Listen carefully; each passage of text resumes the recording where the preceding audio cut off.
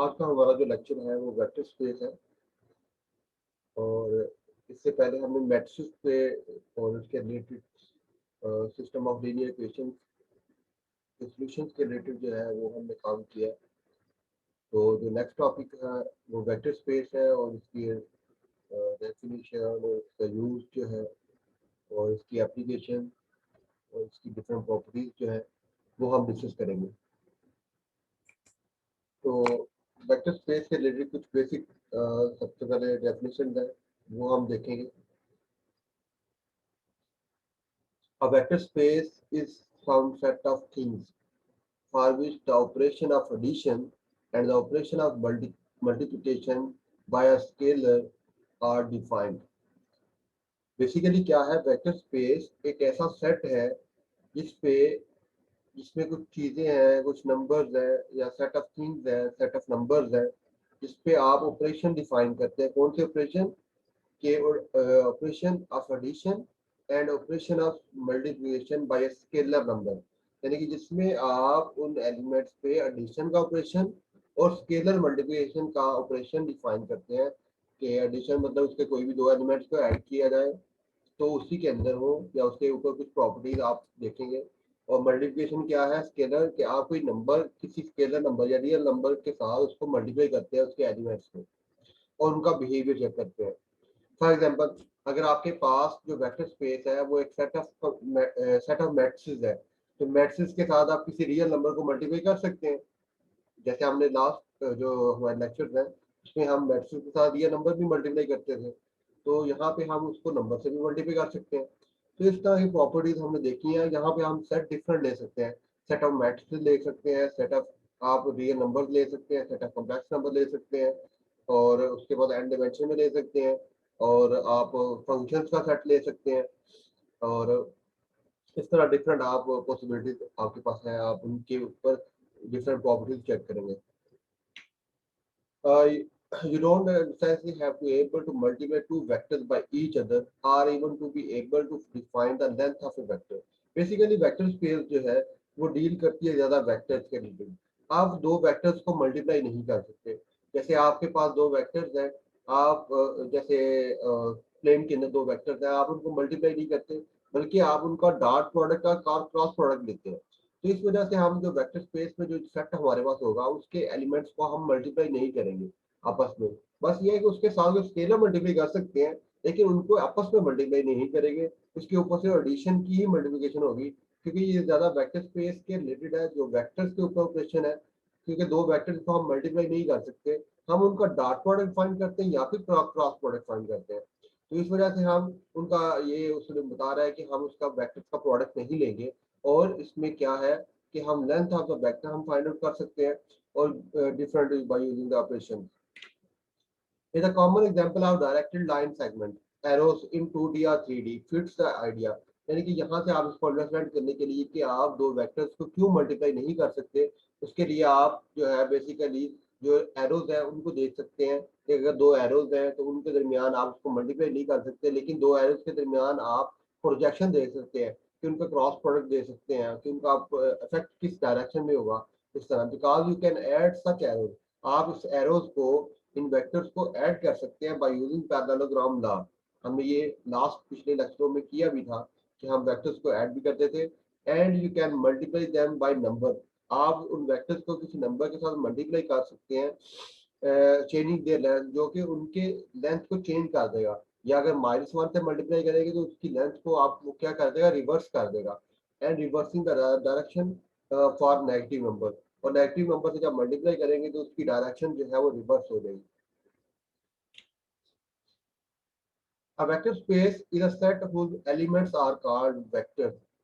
उस सेट को जो ये वेक्टर स्पेस के नंबर्स होंगे, जो एलिमेंट्स होंगे, अगर वो वेक्टर स्पेस की कंडीशन को फुलफिल करता है, जो प्रॉपर्टीज को फुलफिल करता है, तो उसके एलिमेंट्स को हम कहेंगे vector. And u and such that there are two operations defined on them, उनके ऊपर दो ऑपरेशन होंगे। You can add vectors to each other, क्या आप किसी भी दो वेक्टर्स को ऐड कर सकते हैं। You can multiply them by scalar number, क्या आप उस वेक्टर्स को किसी स्केलर नंबर के साथ मल्टीप्लाई कर सकते हैं।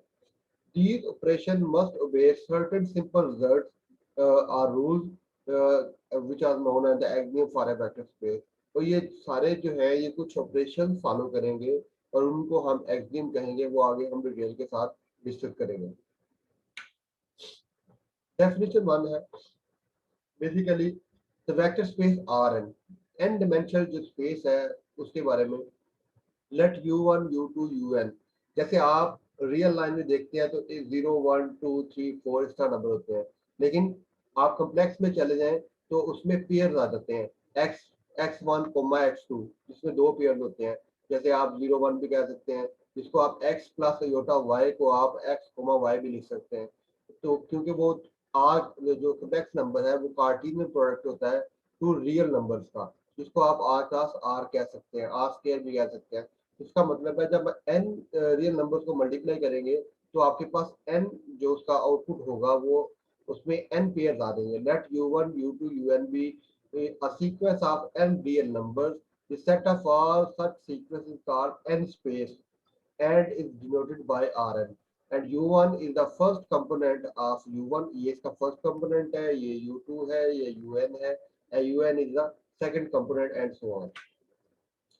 Here, for example, R scale is the collection of sets of two ordered real numbers.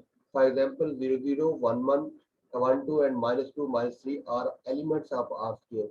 तो मतलब इसके सारे एलिमेंट पॉसिबल जितनी पॉसिबिलिटीज है वो आर स्केल, जितने भी सारे पेयर्स हैं 2 by 2 के, तो वो सारे आर स्केल को बिलोंग करेंगे। इसी तरह R3 is the collection of all sets of three ordered real numbers. For example, 0, 0, -1, 3, 4 are elements of R cube. Are you understand? समझ आ रही है आपको? Yes sir. नो फर्दर, अगर आपके पास दो वेक्टर्स हैं u and v, be two elements of Rn, we say that u and v are equal. अगर दो एलिमेंट्स आर, यस सर अगर R2 है तो उसमें कितने सेट्स बनेंगे? सेट्स नहीं कह सकते, कितने पेयर्स बनेंगे, इनफिनिट पेयर होंगे, क्योंकि यस सर भाई। Set of real numbers infinite है तो इसलिए उनके पेयर भी इनफाइनाइट बनेंगे। जैसे आप कोई भी दो रियल नंबर उठा ले, उनको आप उस पेयर में लिख सकते हैं 1 2 1 4 1 7। 1 को सारे रियल नंबर के साथ लगाना है, फिर 2 को सारे रियल नंबर के साथ लगा दो, जैसे 1 1 1 2 1 3 1 5 1 1 7 एंड सो ऑन। इस तरह 1 -1 1 -2 1 -3 1 1 by 2 इस तरह सारे, फिर इसका आप 2 के साथ लगाना शुरू कर दो, 2 1 2 2 2 3 2 4 2 5। समझ आ रही है? तो सर अगर R3 हो तो फिर उसके बाद एक को फिक्स करके बाकी में चेंज करते जाएं। फिर पहले को जैसे 1 को फिक्स कर ले, आगे 1 2 1 3 1 4 1 5 इनफिनिट पेयर्स आएंगे। जितने भी आप रियल नंबर है वो सारे पेयर, जितने भी 3 by 3 ऑर्डर के पेयर होंगे वो सारे R3 को बिलोंग करेंगे। ओके नहीं सर, ये समझ नहीं आ रही कि अगर R1 R2 और R3 आ रहा है, उनकी जो पावर है, तो उसमें जो बनेंगे ये सेट्स है, क्या पेयर है, इसमें क्या फर्क पड़ेगा, या फिर जो वैल्यूज होंगी उनमें क्या फर्क पड़ेगा? जैसे आप ये कहते हैं आर स्केयर है, आर स्केयर का मतलब क्या है, वो प्लेन को रिप्रेजेंट करता है, ग्राफ को रिप्रेजेंट करता है। इसमें आप दो पेयर डालते हैं। फॉर एग्जाम्पल प्लेन के ऊपर आपने ग्राफ में सीखा होगा 2,3 को ड्रा करना है, तो आप कह सकते हैं 2 अलॉन्ग एक्स एक्सिस है और 3 अलॉन्ग वाई एक्सिस है, ऐसे ही ड्रा करते हैं आप। समझ आई उस बात की? Yes sir. तो इसी तरह आप, अगर आपको मैं कहूँ 2,3,5, इसका मतलब है एक्सिस के अलॉन्ग 2 लेंथ है, वाई एक्सिस के अलॉन्ग 3 लेंथ है और जेड एक्सिस के अलॉन्ग 5 लेंथ है, तो वो 3 डिमेंशन में एक वेक्टर बन जाएगा। अंडरस्टैंड? Yes sir. तो अगर दो वेक्टर्स जो है वो आपस में इक्वल है, इसका मतलब है उनकी जो पैरेलल कंपोनेंट्स है u1 इक्वल टू v1 है, u2 इक्वल टू v2 है and so on, un equal to vn है। इसी तरह मतलब उनके कॉरस्पॉन्डिंग कंपोनेंट्स क्या है, आपस में इक्वल है। इसी तरह अगर दो वेक्टर्स हैं v elements of Rn and C भी स्केलर, तो आप उनको ऐड भी कर सकते हैं और मल्टीप्लाई भी कर सकते हैं। जैसे u v को, u और v को ऐड करना हो तो क्या होगा, उनके पैरेलल कंपोनेंट्स आपस में ऐड होंगे।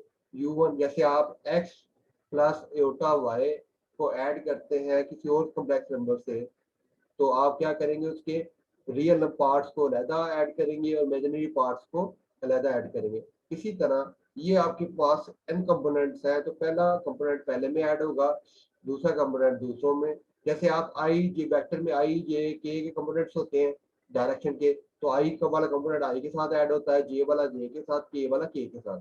इसी तरह यहाँ पे अगर n है तो n में आपके पास इस तरह ऐड होंगे। अगर आपने किसी कांस्टेंट के साथ मल्टीप्लाई करना है तो वो उसके हर कंपोनेंट के साथ मल्टीप्लाई होगा। उसके बाद यहाँ पे सिंपल बताया हुआ है कि अगर दो वेक्टर्स हैं तो आप उनको ऐड करते हैं, तो वो ऐड जो है वो आप बेसिकली उनको पैरेललोग्राम के थ्रू ऐड कर सकते हैं। जैसे आप हेड टू टेल रूल लगाते हैं कि अगर यू और वी को ऐड करना है तो यू को वी के ऊपर रखा और ये आपके पास उसका बेसिकली सम आ जाएगा। ये पहले भी मैं बता चुका हूँ आपको। फर्दर यहाँ पे आप एग्जाम्पल के थ्रू देख लें, अगर u और v दो वेक्टर्स हैं, आपने इनको ऐड करना है या मल्टीप्लाई करना है, कैसे करेंगे? u plus v equal to क्या आ जाएगा, इनके पैरेलल कंपोनेंट्स को ऐड कर लेंगे तो ये आ जाएगा। अगर 3u निकालना है तो u के सारे एलिमेंट के साथ 3 को मल्टीप्लाई कर देंगे तो ये इसका आउटपुट आ जाएगा। और ग्राफिकली भी देखा जा सकता है कि अगर आपने देखा है कि u प्लस वी का जो सम है वो ये वाला आ रहा है, तो इस तरह ऐड करके भी देख सकते हैं हेड टू टेल रूल से। तो आप जब ग्राफ के ऊपर ड्रा करेंगे तब भी इसका सम जो है वो सेम एज इट आएगा। जैसे आप यहाँ पे देखें, ये दो वेक्टर्स हमने लिए, एक 4 1 ले लिया, एक 2 3 ले लिया। ये 4 1 और 2 3 है, दोनों को ऐड किया तो मैथमेटिकली इसका 6,4 आंसर आ रहा है। जब हेड टू टेल रूल के साथ किया तो जब इसके ऊपर रखेंगे और रिजल्टेंट वेक्टर बनाएंगे तो उसकी जो आपके पास एक्सिस के अलार्म लेंथ बनेगी वो 6 बनेगी, और जो वाई एक्सिस के अलार्म लेंथ बनेगी वो 4 बनेगी। तो आपके पास आंसर जो है वो दोनों तरफ सेम आता है। ये ग्राफिकल रिप्रेजेंटेशन की होती है। इसी तरह फॉर एग्जांपल कुछ स्केलर मल्टीप्लिकेशन आप वेक्टर, आप किसी वेक्टर को स्केलर मल्टीप्लिकेशन के साथ उसके साथ मल्टीप्लाई करते हैं, तो जैसे 2 इंटू 3,2 इसका मतलब 6,4 है। तो इसको ज्योमेट्रिकली भी देख सकते हैं। पहले आपके पास क्या था, 3,2 था, जब 2 से 2 टाइम इसको कर दिया, इसके ऊपर सेम एक और वेक्टर सेम लेंथ का लगा दिया, तो इसका मतलब क्या है, उसकी लेंथ क्या हो जाएगी, 6,4। तो ये इसकी ज्योमेट्रिकल रिप्रेजेंटेशन है। Okay, further the vector 0 0 0 having n zero component, it's called zero vector of Rn। तो जीरो वेक्टर क्या होता है, ऐसा वेक्टर जिसके एलिमेंट्स जो है वो 0 0 हो। इसको आप आइडेंटिटी भी कह सकते हैं अंडर एडिशन। ये ऐसा वेक्टर है जिसको किसी में ऐड करें या माइनस करें, उस पे उस वेक्टर पे कोई भी इफेक्ट ना हो। जैसे आप इसको किसी वेक्टर में ऐड करेंगे या माइनस करेंगे तो इसको रिमेन सेम रहेगा, और इसको जीरो के साथ डिनोट किया जाता है। और नेगेटिव वेक्टर क्या है, कैसा वेक्टर जो उसके अपोजिट हो उसी वेक्टर के। जैसे u एक वेक्टर है तो इसको आप -1 से मल्टीप्लाई करेंगे तो उसकी डायरेक्शन जो क्या होगी उसके अपोजिट हो जाएगी। ठीक है, अगर u इस डायरेक्शन में है तो -1 क्या है, -1 से मल्टीप्लाई करेंगे तो ये उसके अपोजिट डायरेक्शन हो जाएगी। इसका मतलब है ये उसका नेगेटिव वेक्टर है। इन दोनों को अगर ऐड करेंगे u प्लस और माइनस u को, तो दोनों का आंसर जो है इक्वल टू जीरो वेक्टर देगा। ऐसे वेक्टर को हम कहते हैं opposite direction of to U और negative vector. No, subtraction is performed on elements of Rn by subtracting corresponding element component। जिस तरह आप एडिशन करते हैं उसी तरह आप सब्ट्रैक्शन भी कर सकते हैं। अगर सब्ट्रैक्ट करना है तो पहले कंपोनेंट ही सब्ट्रैक्ट होंगे। नो, फर्दर है कि आपके पास इस पे रूल्स कौन से फॉलो करते हैं आर एन के ऊपर। इसके दो कोई भी एलिमेंट्स को ऐड करें, u plus v equal to v plus u होता है। इसी तरह ये अगर पहले दो को ऐड कर लें फिर तीसरा ऐड कर लें, या पहले इस तरफ u को प्लस वी कर लें इक्वल प्लस w कर लें, मीन ये एसोसिएटिव लॉ होल्ड करता है अंडर एडिशन। इसी तरह इसमें अगर कोई जीरो वेक्टर है तो u plus zero equal to zero plus u equal to u आएगा। और इसी तरह हर वेक्टर का माइनस यू भी एग्जिस्ट करता है आर एन में, कि हर वेक्टर के कॉरस्पॉन्डिंग उसका इन्वर्स भी होगा। अंडर एडिशन के उसको उसमें ऐड करेंगे तो जीरो वेक्टर आपको मिल जाएगा। और ये क्या है, ये सी इंटू यू प्लस वी, कि आप उसके स्केलर मल्टीप्लिकेशन होल्ड करेगा। तो अगर दो कांस्टेंट है आपके पास उसको मल्टीप्लाई करते हैं यू के साथ। अब ये देखें यू और वी को बोल्ड किया हुआ है लेकिन सी को बोल्ड नहीं किया हुआ, क्योंकि ये यू वी वेक्टर स्पेस के एलिमेंट्स हैं जो कि आपके पास आर एन के हैं, और सी डी क्या है, स्केलर है। स्केलर मतलब कांस्टेंट्स है, तो इस तरह उसको मल्टीप्लाई किया हुआ है जिनकी ये बेसिकली मैग्नीट्यूड का डायरेक्शन नहीं है। स्केलर दूसरे कहते हैं, वेक्टर ये है कि जिसकी डायरेक्शन भी हो। ओके, ये कुछ प्रॉपर्टीज बताई है कि ये उसके एलिमेंट्स जो है वो फॉलो करते हैं। उसके बाद जो है कि रिप्रेजेंटेशन आप पैरेललोग्राम से भी देख सकते हैं। नो फर्दर जो है ये आपके पास तीन वेक्टर दिए हुए u v and w in the vector space r cube. Determine the vector, ये आपने वेक्टर फाइंड करना है कि ये वेक्टर की आउटपुट क्या है फाइनल। तो आप इसको सिंपल ऐड कर सकते हैं कि इसको u को 2 से मल्टीप्लाई करें और v को 3 से मल्टीप्लाई करें और w सेम है और माइनस करके जो भी उसने ऑपरेशन दिया वो करके इसको अंदर मल्टीप्लाई कर दें, इसको मल्टीप्लाई कर दें और पैरेलल कंपोनेंट्स को आप ऐड अप कर दें, तो ये आपके पास आंसर आ जाएगा। इस तरह आपने किसी तरह का भी कोई भी फैक्टर दिया हुआ है तो इस तरह वैल्यूएट कर सकते हैं आप उसको। नो फर्दर कॉलम वेक्टर्स क्या है कि आपके पास अगर रो वेक्टर क्या है, रो वेक्टर इस फॉर्म का है, एक ही रो है। अगर कॉलम वेक्टर है तो इसका एक ही कॉलम है, तो इसको आप कॉलम वेक्टर में भी रिप्रेजेंट कर सकते हैं, रो वेक्टर रो में भी रिप्रेजेंट कर सकते हैं। इसी तरह उनके जो है अगर आप उनको ऐड करना है तो इस तरह ऐड होगा, अगर मल्टीप्लाई करना है तो सेम उसी तरह आप उसको मल्टीप्लाई कर सकते हैं। उसके बाद dot product, basically dot product और उनका जो आरएन के अंदर एलिमेंट्स हैं उनका डॉट प्रोडक्ट निकाल सकते हैं, नाम निकाल सकते हैं, एंगल्स निकाल सकते हैं और दो वेक्टर के दरमियान डिस्टेंस हम फाइंड आउट कर सकते हैं। सर आप बात नहीं आ रही। क्या आपको मेरी आवाज आ रही है अभी?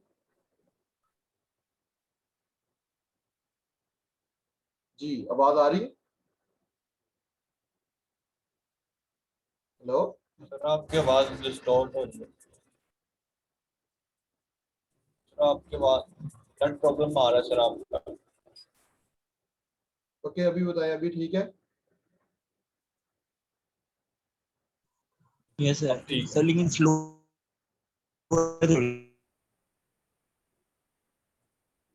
नहीं आई। ओके, फर्दर हम किसी भी दो वेक्टर्स का डॉट प्रोडक्ट निकाल सकते हैं। डॉट प्रोडक्ट कैसे निकालते हैं कि u डॉट v इस तरह लिखते हैं जैसे वेक्टर्स का डॉट प्रोडक्ट निकालते हैं, उसी तरह इसका फर्स्ट कंपोनेंट फर्स्ट के साथ होगा मल्टीप्लाई, प्लस सेकंड सेकंड के साथ, plus and so on, last वाला लास्ट के साथ मल्टीप्लाई होगा। तो ये इसका क्या है, डॉट प्रोडक्ट है। जैसे आप एग्जांपल के तौर पे आप इन दो वेक्टर्स का डॉट प्रोडक्ट निकालना हो तो कैसे निकालेंगे, u डॉट v करेंगे, पहला एलिमेंट पहले के साथ मल्टीप्लाई प्लस दूसरा एलिमेंट दूसरे के साथ मल्टीप्लाई प्लस लास्ट वाला एलिमेंट लास्ट वाले एलिमेंट के साथ मल्टीप्लाई होगा और इस तरह उनको कंप्लीट एडअप कर देंगे। तो ये इसका क्या है, डॉट प्रोडक्ट आ जाएगा। डॉट प्रोडक्ट बेसिकली उसका प्रोजेक्शन है एक वेक्टर का दूसरे वेक्टर के ऊपर। ओके, फर्दर इसी तरह ये डॉट प्रोडक्ट जो है वो ये फॉलोइंग प्रॉपर्टीज को होल्ड करता है, तो u dot v equal to v dot u के इक्वल होता है और ये बाकी प्रॉपर्टीज को भी फुलफिल करता है।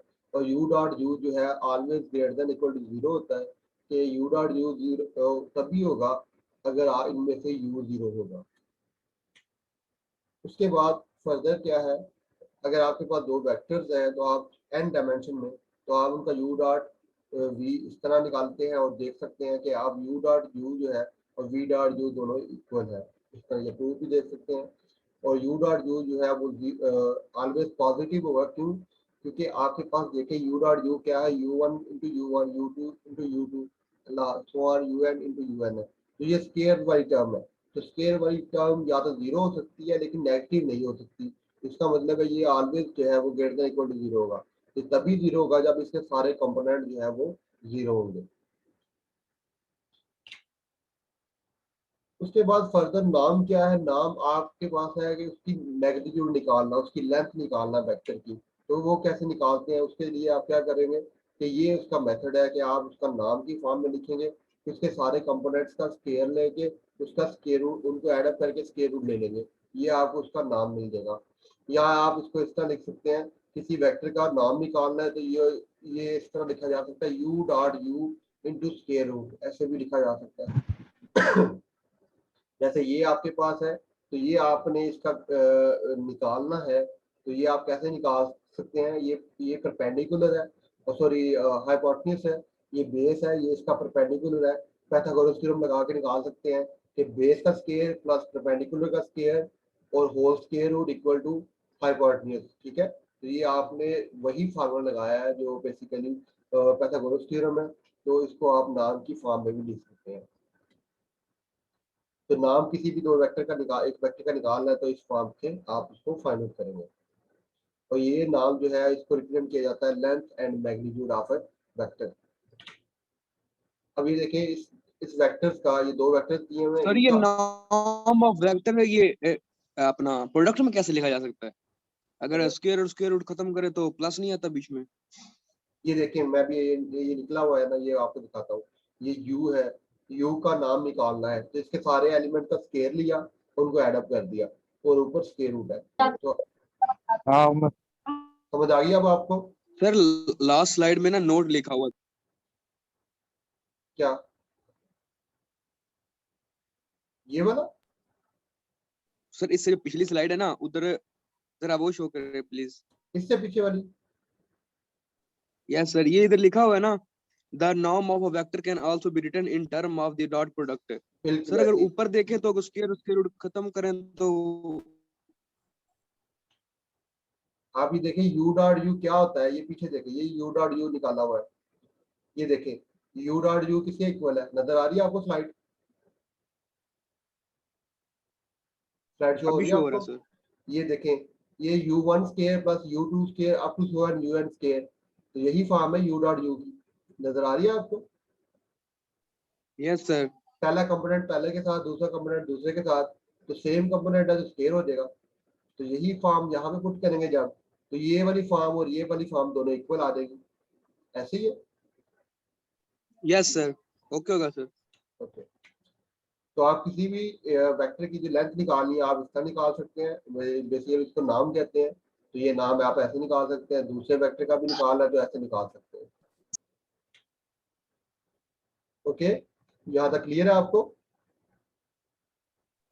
Yes sir.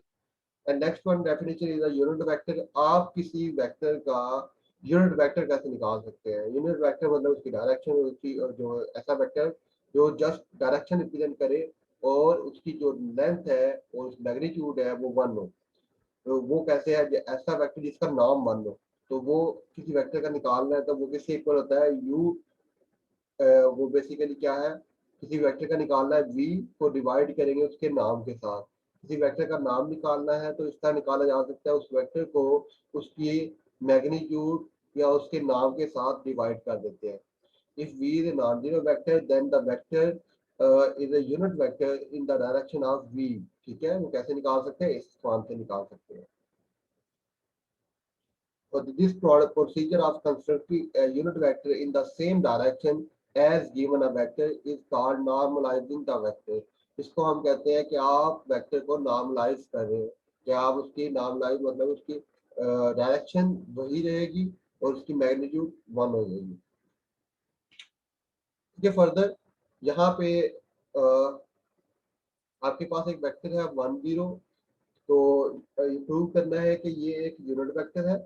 और दूसरा आपके पास एक वेक्टर दिया हुआ है, इसको नॉर्मलाइज करना है, इसका नाम निकालना है और इसको नॉर्मलाइज दिस वेक्टर। तो कैसे?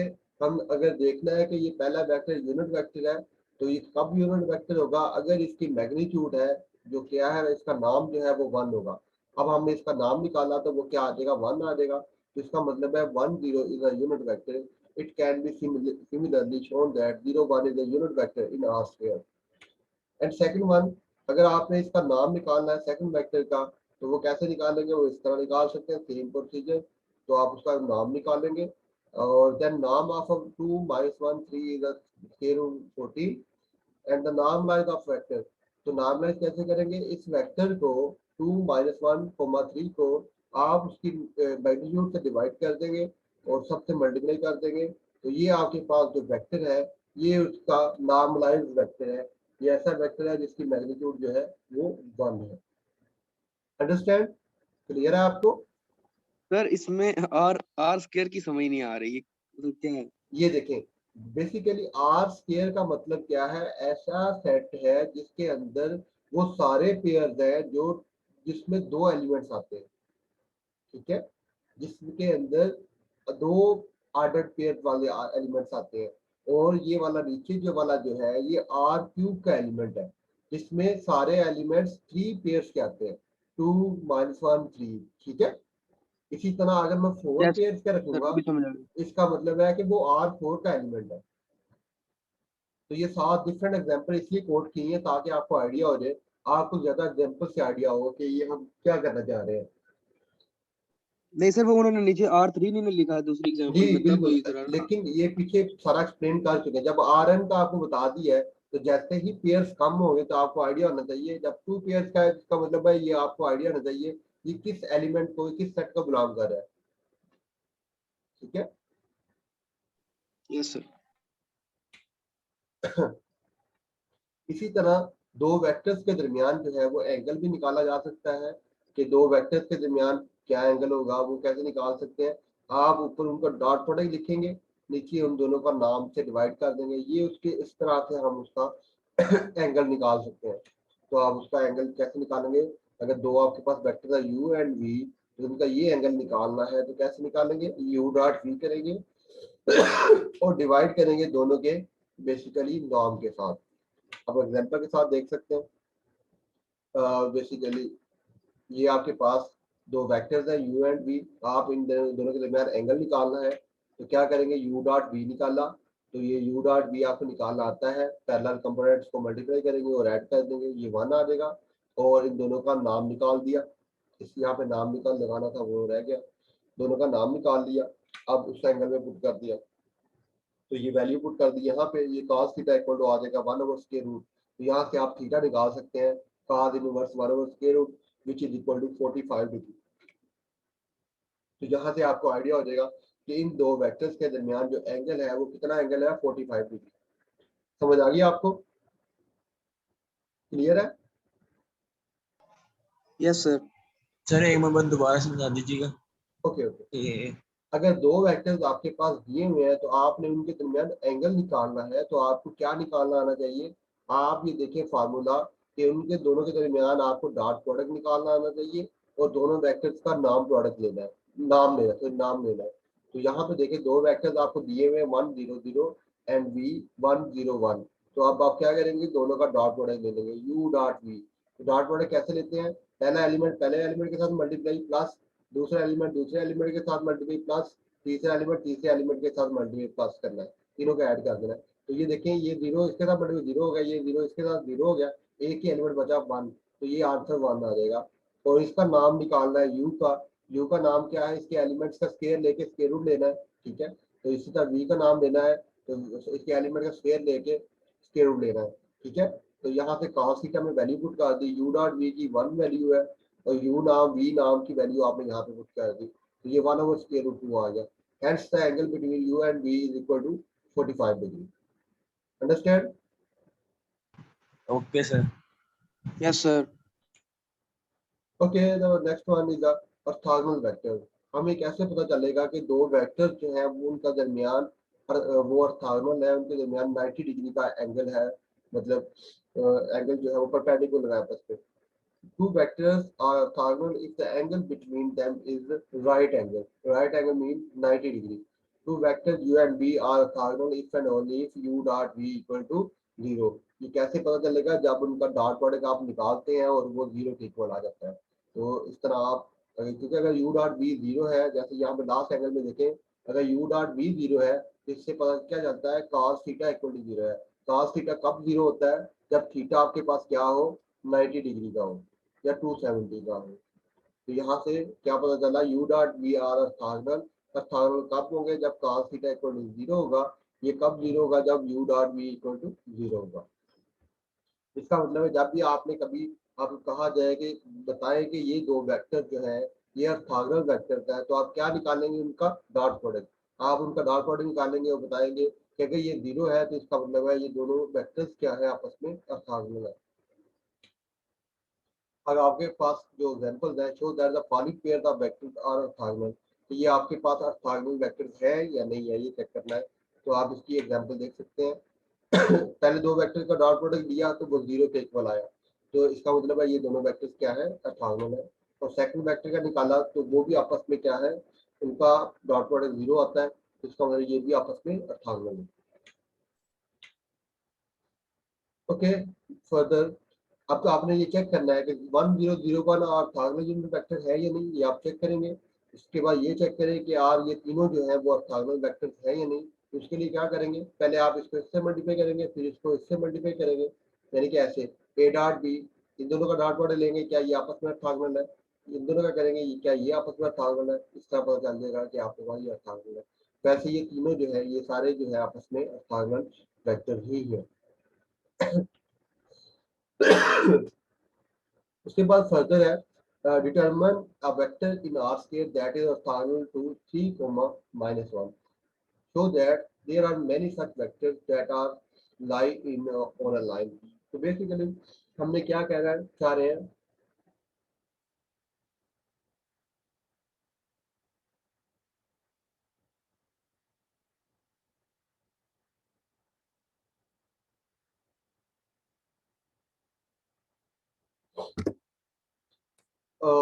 तो आपके पास क्या है, अगर आपने ये वेक्टर दिया हुआ है इसके परपेंडिकुलर आपने वेक्टर निकालना है, वो कैसे निकालेंगे। तो उसके लिए आप क्या करेंगे कि आप सपोज कर लेंगे कि ये ए भी एक ऐसा वेक्टर है जो इसके परपेंडिकुलर है। तो आप क्या करेंगे, जैसे अगर ये परपेंडिकुलर है तो इसका डॉट प्रोडक्ट इसके साथ क्या हो जाएगा, वो 0 हो जाएगा। तो आप यहाँ पे उसको, तो ये मिस हो गया। अब ये देखें, अगर ये दोनों आपस में परपेंडिकुलर है तो ये a dot b equal to 0 आ जाएगा। तो आप इसका डॉट प्रोडक्ट ले लेंगे, ठीक है। तो यहाँ से आप ये कर लेंगे, ये 0 के इक्वल पुट करके यहाँ से आप b की वैल्यू पुट कर निकाल लेंगे। तो ये वैल्यू आप b की ऊपर यहाँ पे पुट कर देंगे। तो ये आपके पास a,3a आ जाएगा। तो ये बेसिकली आपके पास एक वेक्टर बन जाएगा, आपको मिल जाएगा जो इस वेक्टर के ऑर्थोगोनल है।